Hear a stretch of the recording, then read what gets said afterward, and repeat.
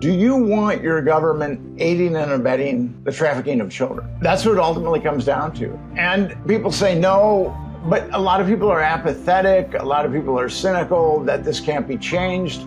This is a battle for the soul of America.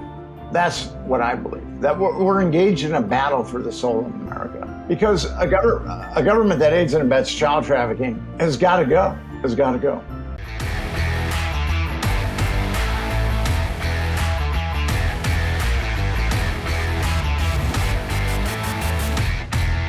Nick, so good to see you this morning. Thanks for joining me on the podcast. Glad to be on your podcast, Ryan. Yeah, a mutual friend of ours, Josh Wellman, connected us, and I thought, this is something that we need to talk about. My show is dedicated towards helping men be better leaders in their communities, business owners, fathers, husbands, etc. And I can't really think of a better way to step into that role than protect the women in our lives, protect our children, and you've been fighting hard to ensure that we're protecting them against sexual exploitation and trafficking. I've been researching and writing about child exploitation and trafficking for about 22 years. So I guess you could call me a veteran in the fight. Yeah. Is there a reason that you gravitated towards this? I know a little bit about your story as an investigative journalist, and obviously there's so many different routes that you can go with government involvement and government cover-ups, some of which you have covered. But it seems like you really narrowed down and honed in on this particular subject. Why is that the case? I was always very receptive to children's issues, and I'd written about children's issues for about 5 years. And I had had a difficult childhood. So I resonate with people that have had difficult childhoods. And I didn't have a difficult childhood because I was bad. I mean, I just had a difficult childhood because I had a malevolent stepfather. I mean, I eventually became bad, but not initially. So I'd written quite a bit about lower socioeconomic children in the United States. And actually, I'd written a book about it, too, called America's Children Triumph or Tragedy. I co-authored the book. And in the book, we showed the deplorable state of children in the United States, lower socioeconomic children.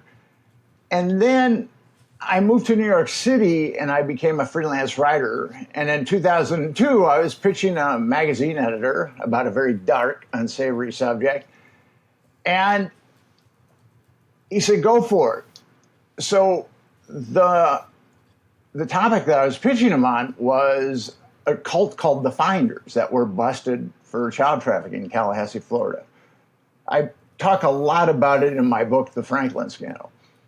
And they had 6 kids that were ragamuffins, and there were 2 of them that were dressed relatively nicely.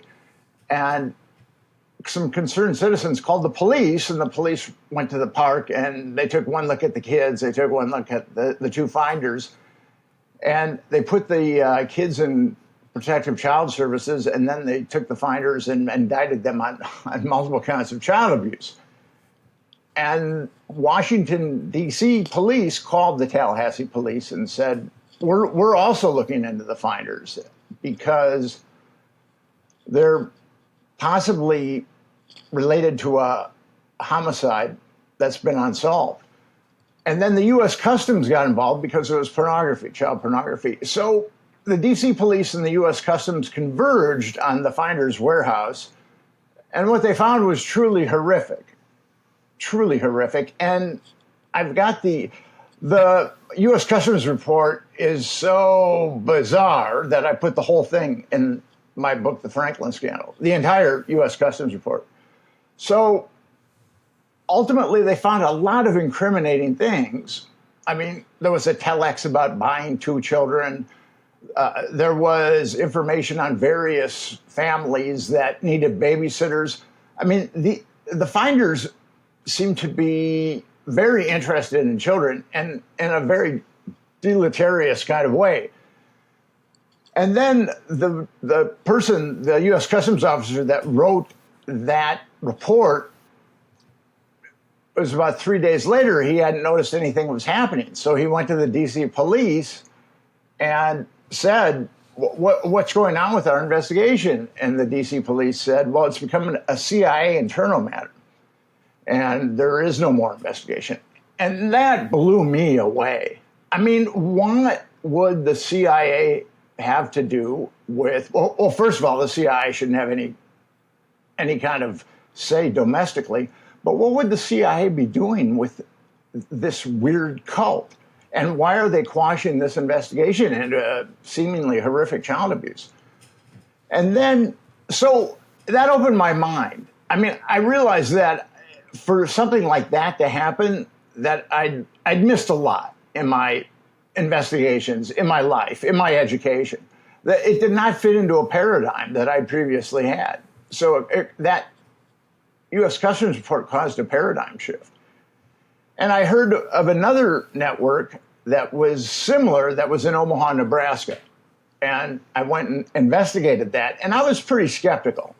There was a lot of internet innuendo about it being a transcontinental network, having intelligence ties. And it was very similar to what was found with the finders. And it also, the innuendo said that this network was trafficking Boys Town students, Boys Town is probably the most famous orphanage in the world. And it has great PR, and no one thought anything bad ever happened at Boys Town. So I went to Omaha somewhat skeptical about the story. And then by the time I got to Omaha, I came across a lot of information that was sealed by a grand jury. And then I started to talk to people that were involved in it, and it was like I was doing an expose on Stalin, on KGB, on the KGB and Stalinist Russia. I mean, people were frightened to talk about this. And then on my last day there, I had a death threat. Or my last night there, I had a death threat. So at that point, I realized this is real. Everything that was on the internet, or much of what was on the internet, there was some crazy stuff on the internet, but much of what was on the internet was true. And I came back to New York City, and I was just stunned. And I was walking through Washington Square Park with my mentor. He was a retired journalist, and his name was Jerry Ballinger, wonderful person. And I told him, Jerry, it's all true. I mean, it's all true, because we had talked about it previously, and we sat on a park bench, and at this point I was pretty freaked out, and we sat on a park bench, and he said to me, if this could be dangerous, and if you don't want to go for it, if you don't want to investigate it, I completely understand it, and I will not look down on you. And I said, all these kids were destroyed by this network. And I don't think I could live with myself knowing that I might have been able to do something about it. And it took me 7 years and a lot of work, but I eventually wrote a book about that particular network. It was called The Franklin Scandal, a story of power brokers, child abuse, and betrayal.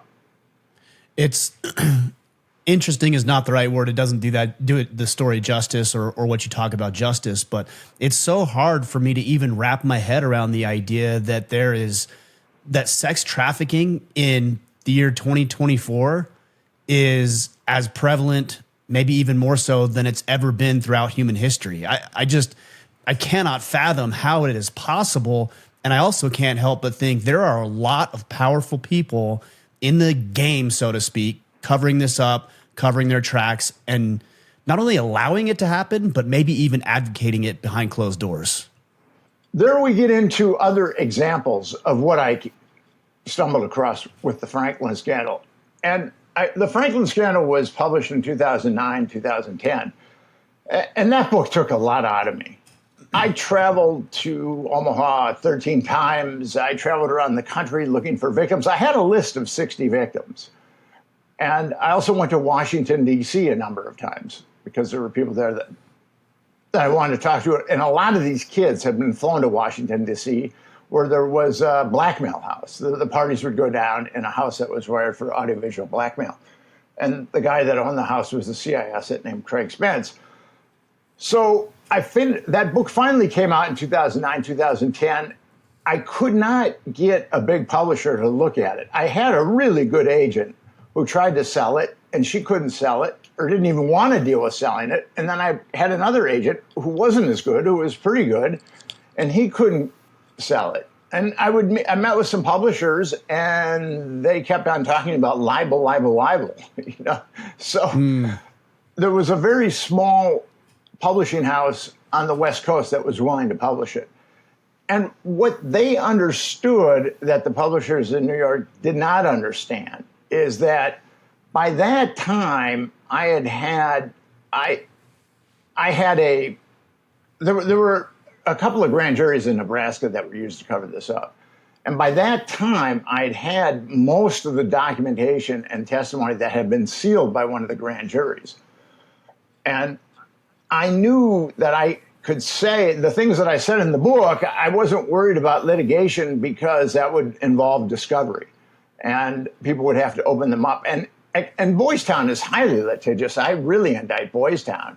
I found a bunch of Boys Town kids that had been molested, and Boys Town is very litigious, but they did not come after me just because of all the information I had. And they don't want to open themselves up to any sort of critique or investigation, et cetera, et cetera. Yes. Interesting. You were talking about these blackmail houses. Can you explain that a little bit more? What exactly is that? What does that mean? There's like Epstein. All his homes were wired for audiovisual blackmail, and we're seeing that same phenomena with P. Diddy. What you're suggesting is government blackmail. Is that what you're suggesting? Yes, definitely. Okay. In this case, Craig Spence was a CIA asset, and I've written two books, The Franklin Scandal, and then I also wrote Confessions of a D.C. Madam, The Politics of Sex, Lies, and Blackmail. And the second book really focused heavily on Craig Spence, and he would have parties at his house. I mean, they would start out like as straight up political parties, where there would be congressmen and people in the cabinet and highfalutin journalists. I mean, the cream of the crop as far as DC. And they would be plied with alcohol for a number of hours, and then something inappropriate would happen, like someone would fire up a joint or someone would break out a line of coke or some type of something that was inappropriate that was sexual would happen. And then the people that wanted nothing to do with that, they would split. But the people that stuck around, they would be blackmailed. They'd essentially be videotaped. And that's how it worked with Epstein, and that's how it worked with how it works with Diddy. With Epstein, I started investigating Epstein in 2012. The Franklin scandal had taken a lot out of me, but when I saw that Jeffrey Epstein was very similar, I mean, at that point in 2012, Jeffrey Epstein was considered a lone pedophile. But there were indications to me that there was a network there. So I went down to Florida and, I started knocking on doors, and I ultimately came across Epstein's Black Book. And I started calling. The Black Book had all these power brokers in it. It had direct dial numbers for like Mick Jagger, Bill Clinton, a bunch of different people. But then there was like 200 victims also. And I started calling the victims. And what they told me was being flown around to various milieus and that island. And then at that point, I realized I'm dealing with a network.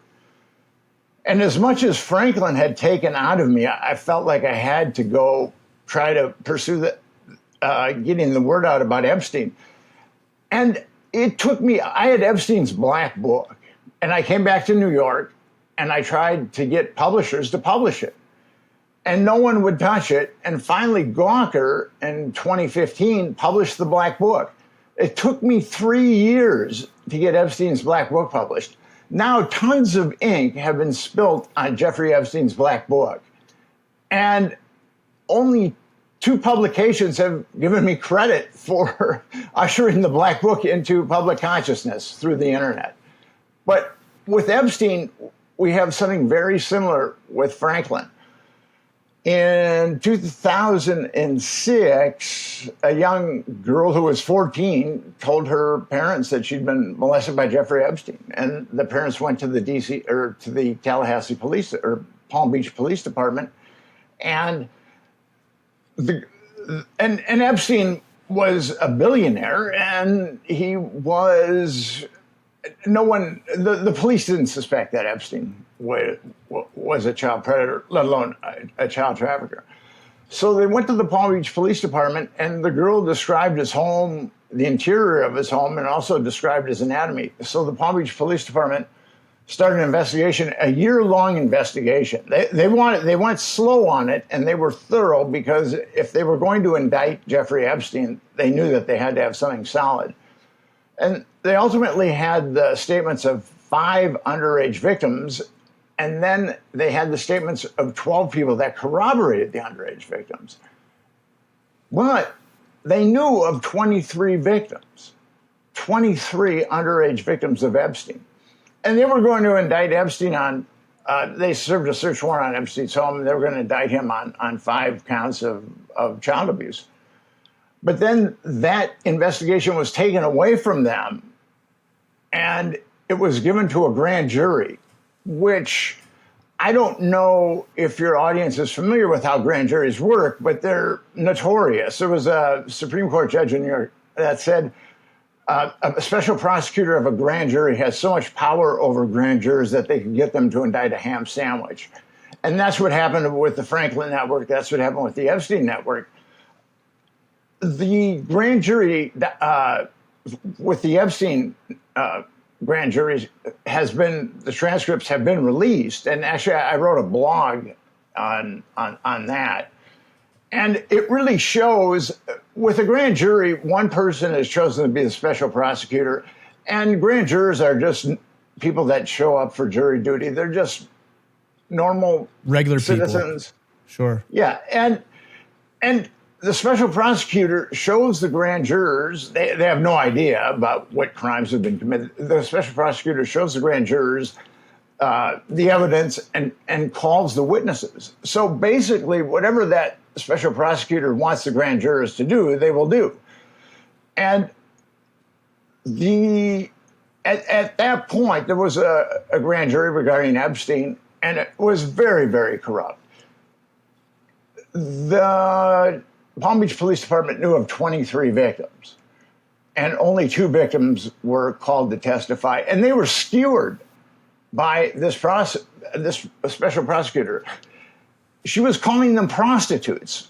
One of the girls had been 16 when she was originally molested by Epstein. One of them had been 14, and the one that was 14 was now 16, and they were skewered. So the Palm Beach, that particular grand jury said that Jeffrey Epstein hadn't abused a single child.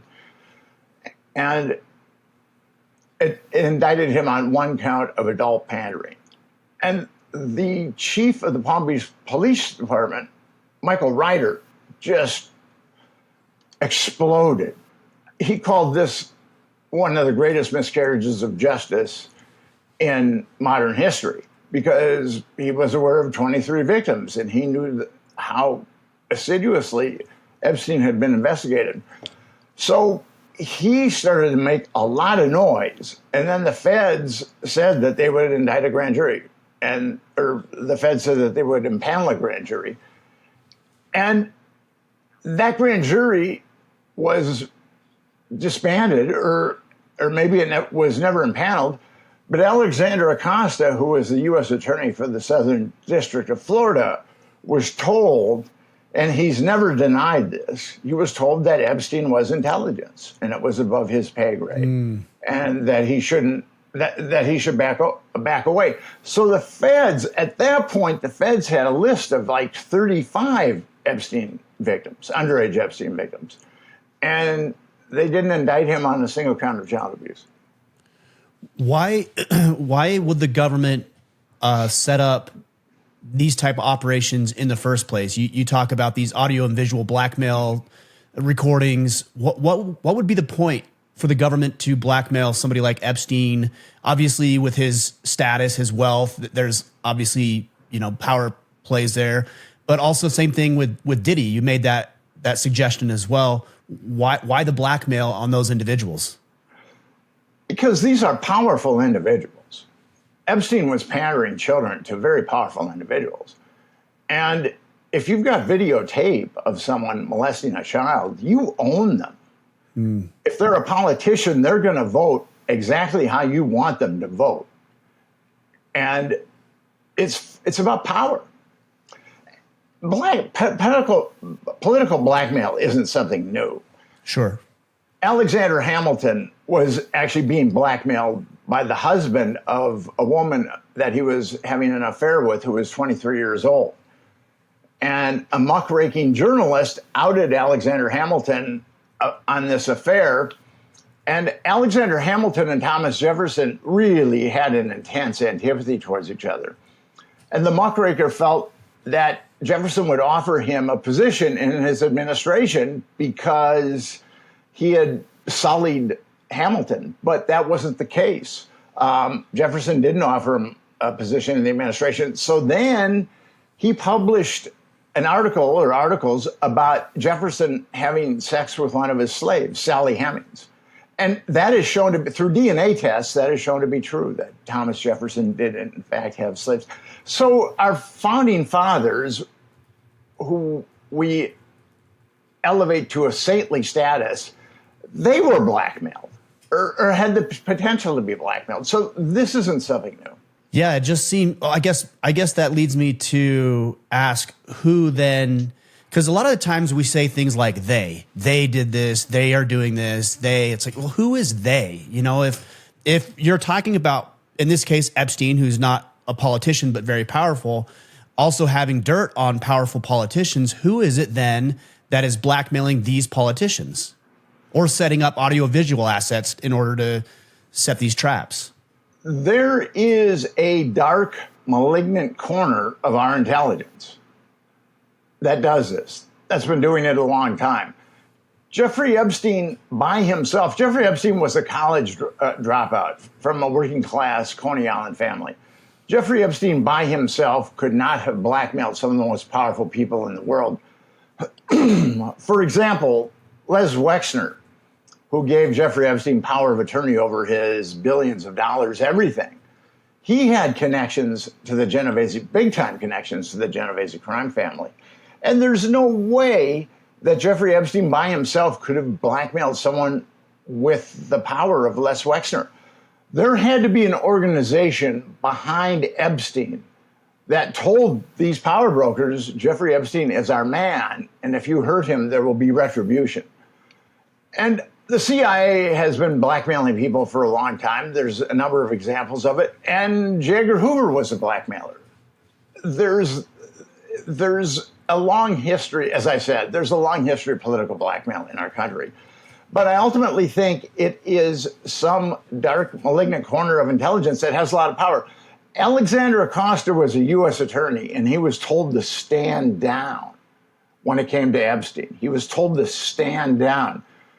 Now, there's only two people in our government that can tell the U.S. attorney to stand down. One is the president, one is the attorney general. That message could be delivered by a minion of the president or the attorney general.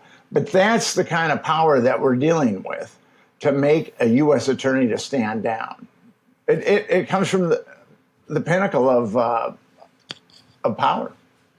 How does this change, if at all, under a new, second Trump presidency? Do we see things changing? Do we see things being outed? I think Trump generally has a reputation for, quote unquote, draining the swamp, or maybe there's even some misguided optimism that he will, out and root out some of these rats and Maleficent type actors. Do you see that happening?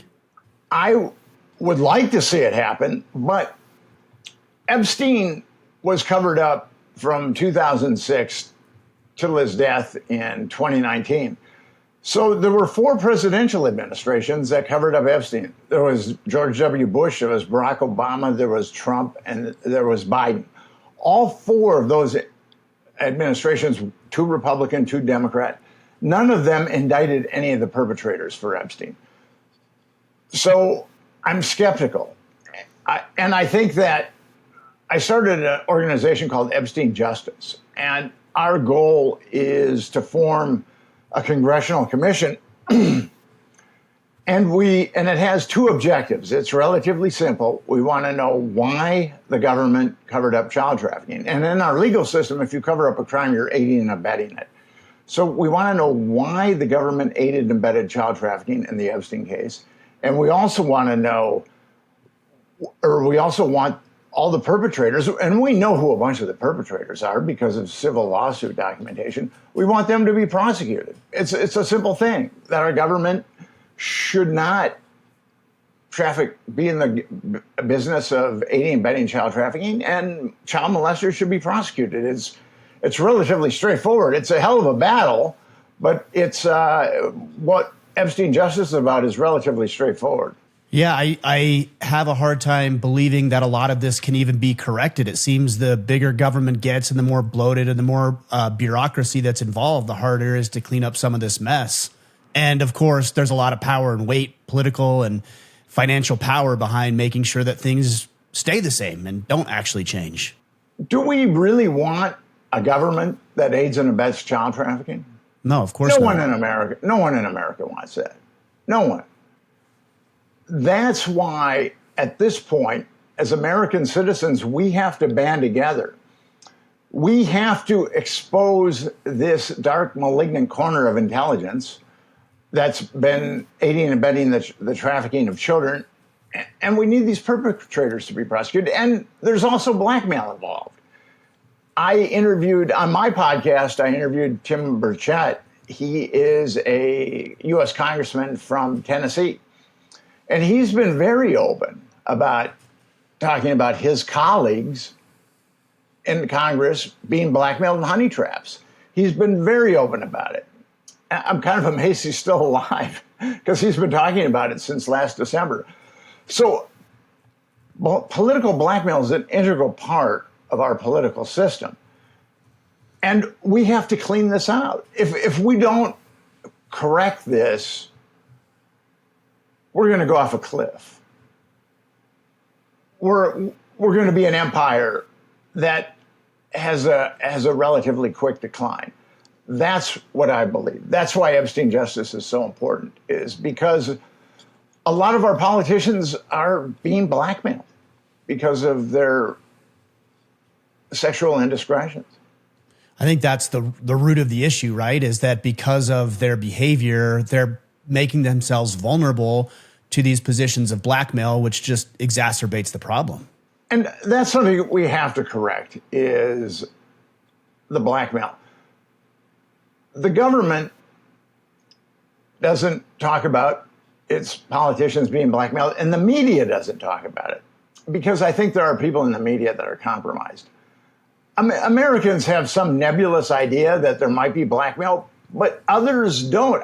And I'll give you an example. A friend of mine was an editor at a big magazine in New York. I'm not going to say the magazine because I don't want my buddy, I want my buddy to be able to have employment.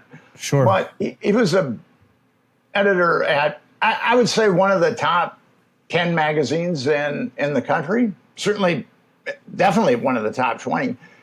And he went to his boss with some of my information about blackmail. And his boss, she was the editor-in-chief of a major magazine in New York City, said that she didn't believe that there's political blackmail. I mean, that's the kind of obtuseness that we're dealing with the media. I mean, is it really that obtuse, or is it deliberate, right? Obtuse almost makes it sound as if it's ignorance, and I don't think it's that. I actually think a lot of times it's malfeasance, but in her case, she was that ignorant. I mean, I've been in New York City for 22 years, and I've been a freelance journalist in New York City for 22 years. And I've encountered a lot of spinelessness and a lot of ignorance.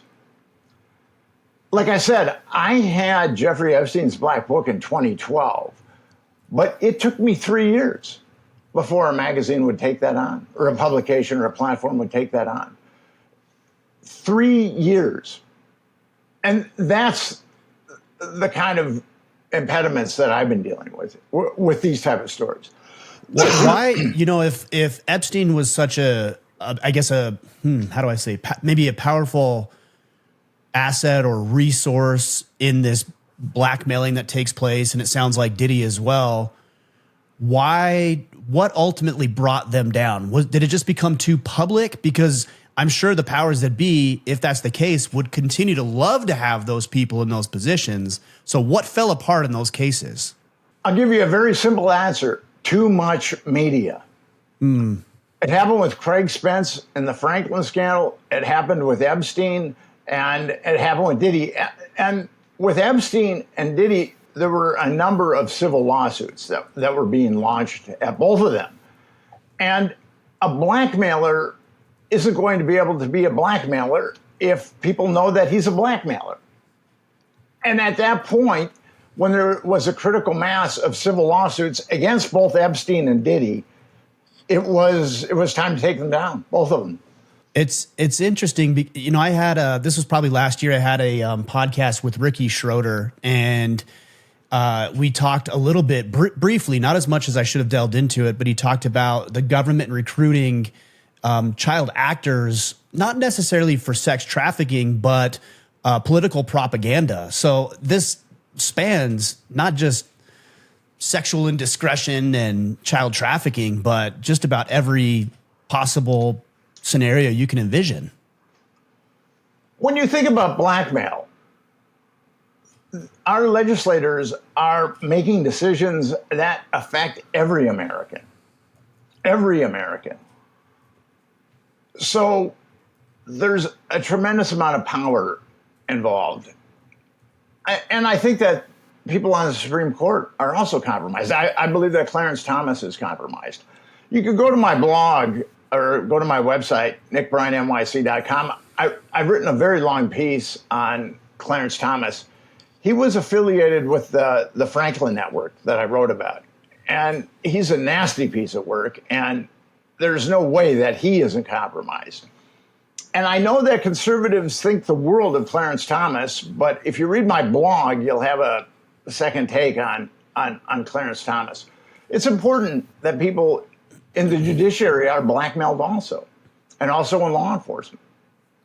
I'll have to take a look at that blog because I have not read that. I know that Clarence Thomas was in a little bit of hot water, maybe lukewarm water a year or two ago about maybe some finance violations or conflicts of interest. I can't remember exactly, but it seems like there was something there, not to the extent that you're talking about, though. There were 7 or 8 Anita Hills that the Senate Judiciary knew about before they voted on Thomas. And actually, a woman named Angela Wright, who had also worked for Thomas at the Equal Opportunity Commission, Thomas had done the exact same thing to her, and she had been subpoenaed. So, in the very least, you were going to have 2 women corroborate each other. There could have been a lot more, but you were going to have 2 women corroborate each other. And her subpoena was lifted by Joe Biden, who was the chair of the Senate Judiciary Committee at that point.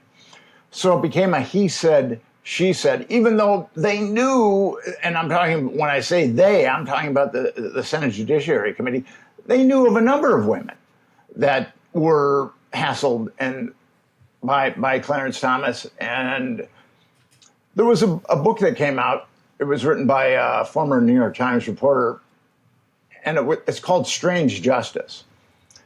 And Thomas lived around the corner from a video store, and he spent a lot of time in the adult section of that video store. And he was talking to Anita Hill about porno stars. And people thought that that was beyond the pale of what Anita Hill was saying, because surely Clarence Thomas wouldn't be talking about porno stars. So according to that book, Strange Justice, Clarence Thomas seems to be a porn addict and a serial harasser of women. When you make these sort of allegations, it's probably, I imagine, brings a lot of hot water onto you, a lot of heat onto you. What type of backlash have you seen? I know when you were talking about the Franklin scandal, there was the last day, I think you said, was a death threat. I'm sure you've had other situations, whether in person or threats through digital technology. What does that look like? Well, it's been quite an adventure. I gotta tell you. I'm sure. I've only had one overt death threat. I have been followed. I've gotten some very, very strange messages on my voicemail.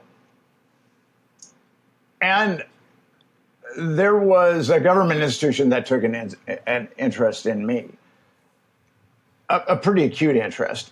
But the thing about it is, I'm clean. I'm not, I like adults. I mean, I'm a heterosexual and I'm getting on in years, so I can't imagine having a relationship with someone under 50. And I pay my taxes. I don't drink. I don't smoke. I don't do drugs. So it's very hard to take me down. And everybody who knows me knows I don't drink, I don't smoke, and I don't take drugs. So, and I've never tried to commit suicide before. And people are aware of there's a lot of people out there that are aware of my situation. I think that the dark, malignant corner of the government that we're talking about has really worked very hard to contain me. I couldn't get the book published. I couldn't get the Franklin scandal published by a major publisher. And the Wikipedia page makes the Franklin scandal out to be nonsense. Now, there has been battles over that Wikipedia page. And people insist, that these quote-unquote editors insist on making the story sound nonsensical and like a quote-unquote conspiracy theory. And you can go to my website and I can show you the battles that have gone on in Wikipedia. Now that page is frozen, and it really makes the Franklin scandal look nonsensical. And I've also been attacked on Amazon. There's ways that have been used to contain me, to make sure. The mainstream media pretty much stays away from me. I've been on Newsmax. I've been on Lou Dobbs' show. I'll give you an example. CNN called me up last January. There was going to be a unloading of Jeffrey Epstein documents, and they called me up. And since I was the guy that ushered the Black Book into public consciousness, they invited me to talk about these documents that were going to be released, hundreds of pages of documents. And, I talked to the producer, and then I talked to, I was texting with him. And about an hour before I was to go on, I said, I'd also like to talk about Epstein Justice. It's an organization that I formed that really wants to, we're really, really working very assiduously for a congressional commission. And then about 10 minutes later, I get a text, Nick, we're going to go in another direction. And that has happened to me. There was a Fox affiliate that was going to interview me. And this is when the Sandusky stuff was breaking. And this junior producer had read my book, The Franklin Scandal, and she really wanted to talk to me about Sandusky and my experience with the cover-up of child abuse. And she was going through my editor, and then her boss, a senior editor, called, or not my editor, my publisher, called my publisher, and my publisher arranged for me to talk to her. And I talked to her for about 2 or 3 minutes. And she called my publisher back and said I sounded incoherent, that they weren't going to put me on. And now you can say a lot of things about me, but I'm a very articulate guy, and I never ever sound incoherent, or very seldom. So there have been, now, why do these major media shirk their responsibility from having me on? Is it something in their culture? Is it an order from on high? I don't know. Yeah, I imagine one of the easiest, most effective ways to keep you quiet or contain you, as you said, would just be to paint you as someone who's crazy or a little bit of a kook, or, whatever you want to call it, and paint you that way, and paint this as extreme conspiracy theory. It is interesting. Conspiracy theory obviously has a negative connotation, but there are actually conspiracies. And I think it's important that we acknowledge that conspiracies do in fact exist. That doesn't make you a crazy conspiracy theorist, though. A conspiracy is two or people getting together and committing a crime. Right. There are thousands and thousands and thousands of conspiracies in the United States every year. In 1967, people were very skeptical of the Warren Commission. They did not believe, most Americans, and actually it's still that way, the majority of Americans did not think that Oswald acted alone. They felt that there was a conspiracy. So in 1967, the CIA released what they called a dispatch. And it said, these people that don't believe the Warren Commission, we're going to position them as conspiracy theorists. And then there was a long list, and you can go to my website, I've got the document, and then there was a long list of how we're going to position conspiracy theorists and the various ways that we're going to make them look negative. And after that, before that 1967 CIA memo, the New York Times and the Washington Post used conspiracy theory or conspiracy theorists about once a year. But after that, it exploded exponentially. And whoever the CIA individual or individuals who wrote that dispatch, that 1967 dispatch, they should be getting lots of royalties, because that dispatch has really paid off. Yeah, it seems like it's been very effective if you want to cover it up. And that's as old as time, too, is discredit the witness, right? Just discredit them as best you can, and then you don't know what to believe and what not to believe. Kill the messenger. On my blog and my website, I just released an article called "Nuke the Messenger," and I get into 3 examples of the big 3: the Washington Post, the New York Times, and the LA Times, going after other newspapers that are trying to break stories that are negative towards the CIA. And Gary Webb is a perfect example of that. I use Gary Webb as one example of the big 3 going after San Jose Mercury News and Gary Webb. And Gary Webb had actually won a Pulitzer Prize. So he was a very accomplished journalist. But those 3 newspapers managed to destroy him. Bringing this back to the original conversation that we were having, especially when it comes to, child sex trafficking, which obviously is a huge problem. We're talking about it at the highest echelons of government, the most powerful people in the world. I'm not that, and everybody who's listening is certainly not in that position. What does a man do who's trying to lead his family, trying to show up in his community outside of making this information available and bringing it to light? What does he do to protect his family and his community in a powerful way? People can certainly protect their families from this, although sometimes people are trafficked from families that you wouldn't think would lend themselves to being trafficked. But trafficking exists in all social strata.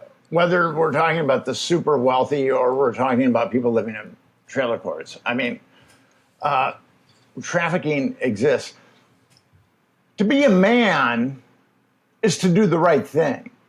There's a lot of things, variables that go into being a good man, but I think the number one variable is doing the right thing.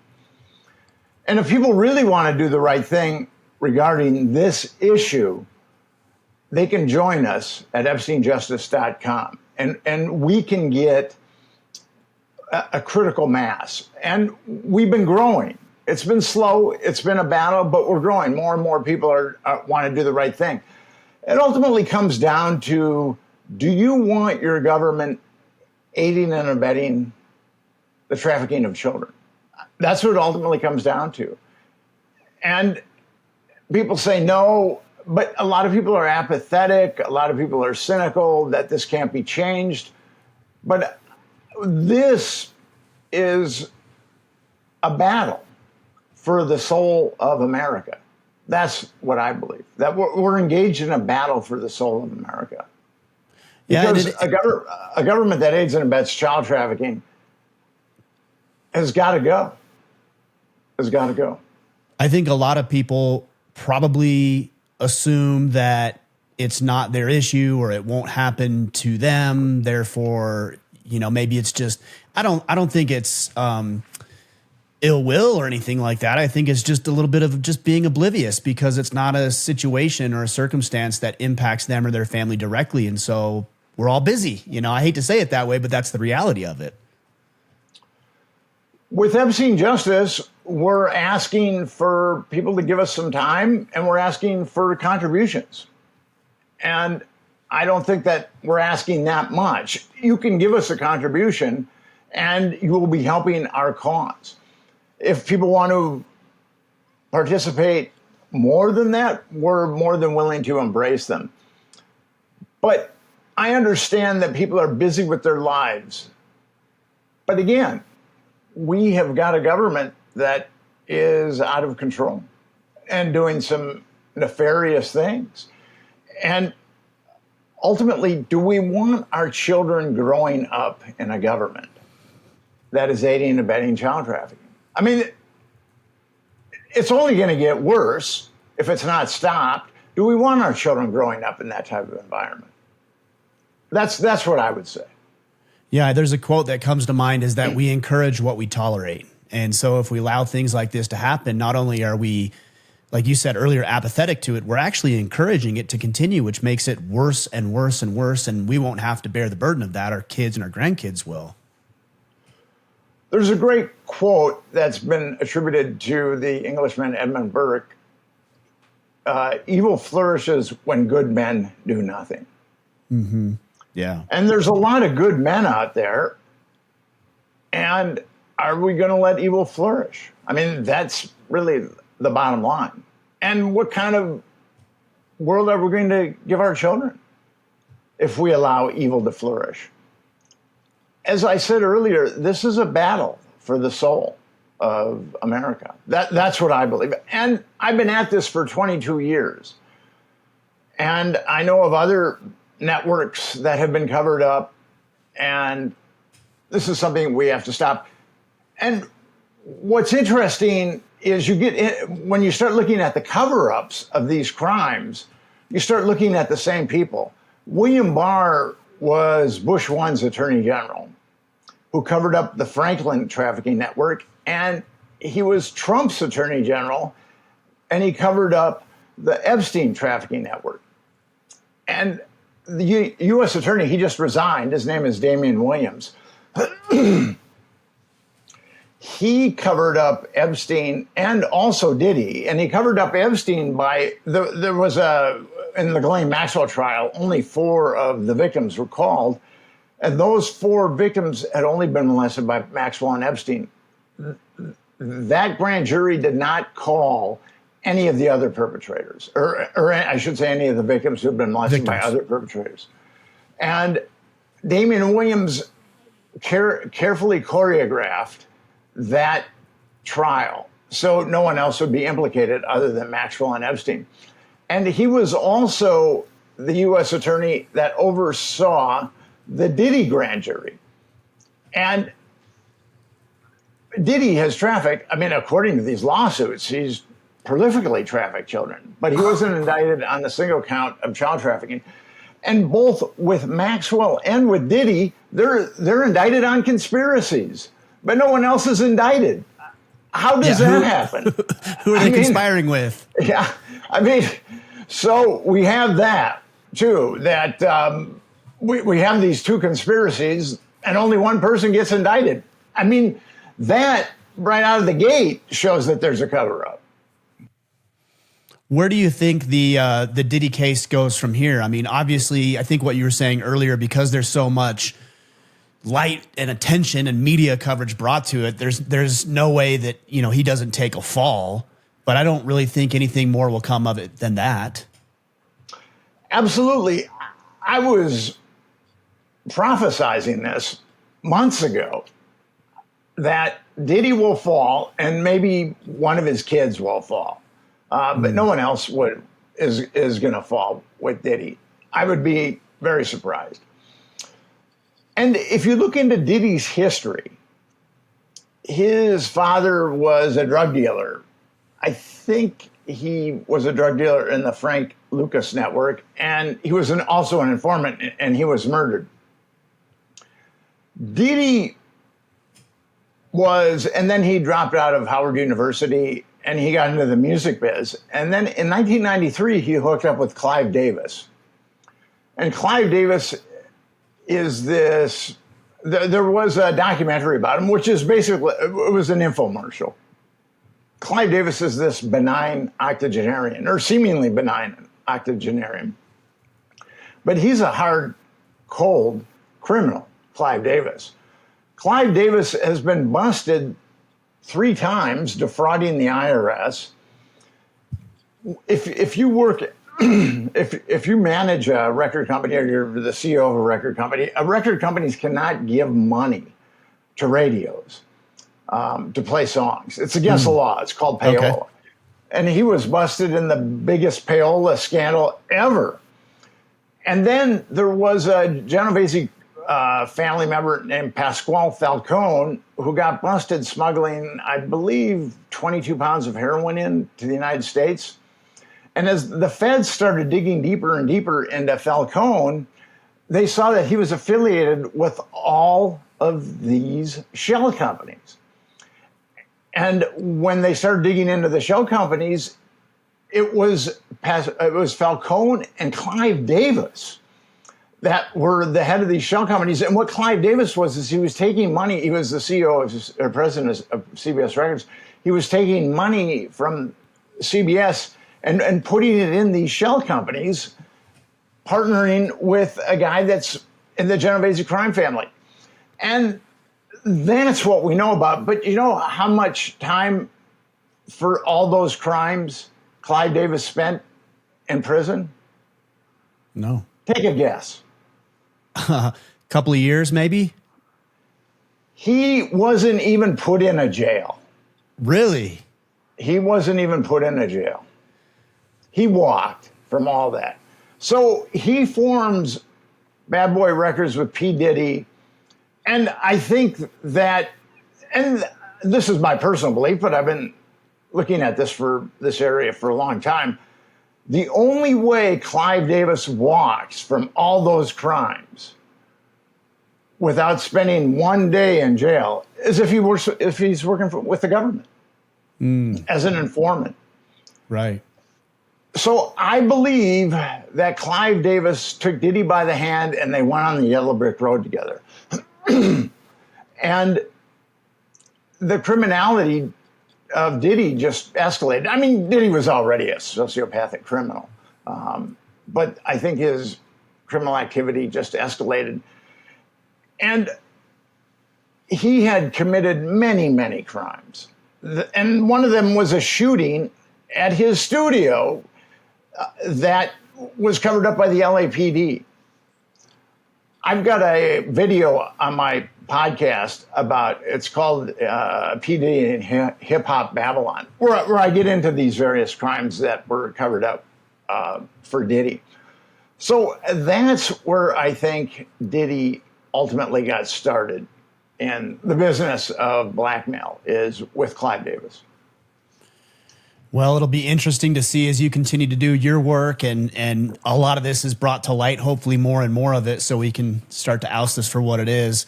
Will you let the guys know where to connect with you with Epstein Justice?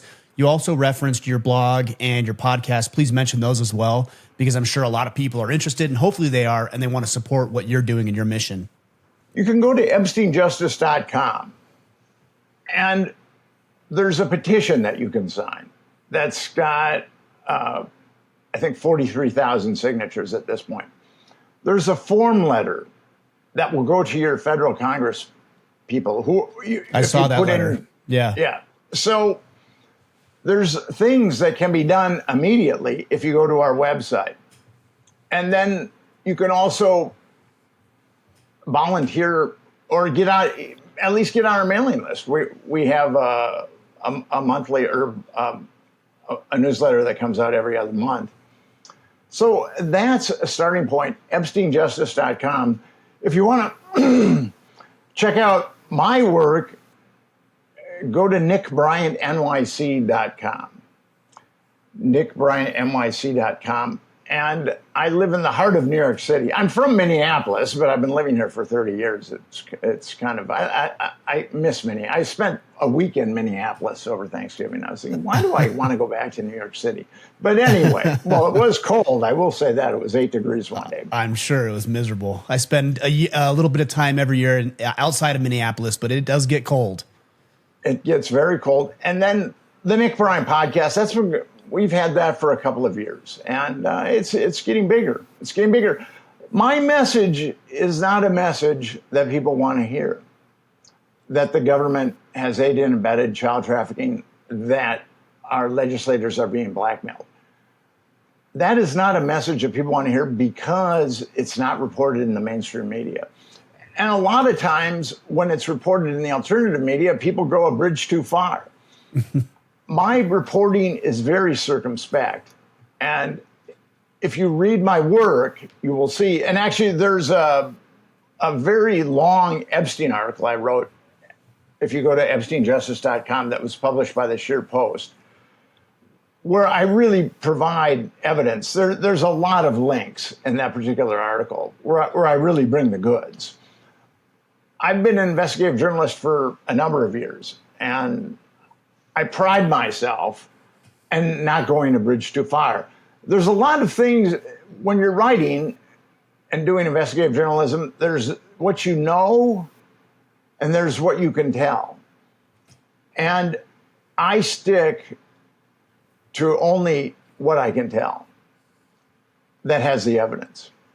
I'd love to open up and say what I know, but that would be really, that would be very counterproductive for me.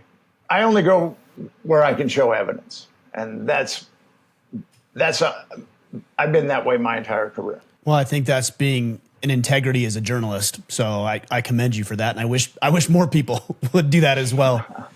Well, Nick, it was great to talk with you today. We're going to sync everything up so the guys can connect more. I appreciate you and your work, and I'll help support in the ways that I can, because this is a message that more people need to hear and get involved with. Thanks for joining me today, Nick. Thank you, Ryan. Have yourself a great day. You too.